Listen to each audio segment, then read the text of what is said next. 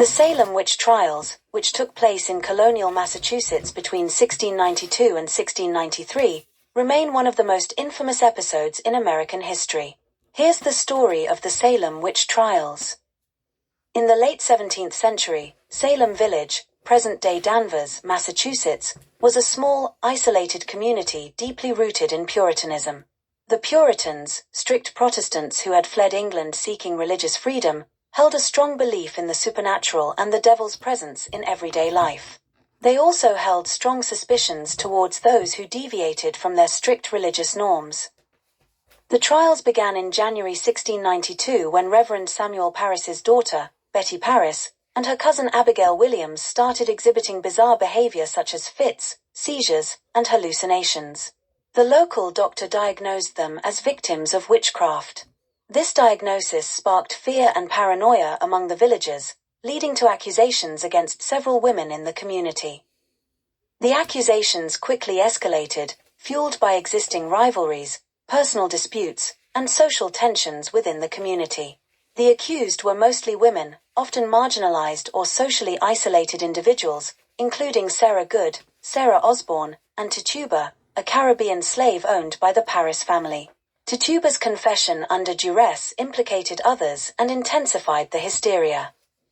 The trials were conducted in a chaotic manner, with minimal due process and reliance on spectral evidence, testimony that the spirits of the accused appeared to the afflicted. The accused faced a biased judicial system, where the burden of proof was on the defendant to prove their innocence. Those who refused to confess were often executed, while some confessed in hopes of saving their lives. Over the course of the trials, 20 people were executed, 19 by hanging and 1 by pressing under heavy stones, and several others died in jail. The trials ultimately ended in 1693 when Governor William Phips intervened, banning spectral evidence and halting further executions. The aftermath left a lasting scar on Salem and the wider Massachusetts Bay Colony, leading to public shame and eventual recognition of the injustice. The Salem Witch Trials have been studied for centuries as a cautionary tale of mass hysteria, injustice, and the dangers of superstition and intolerance. They reflect broader issues of religious extremism, social tension, and the vulnerability of marginalized groups in times of crisis.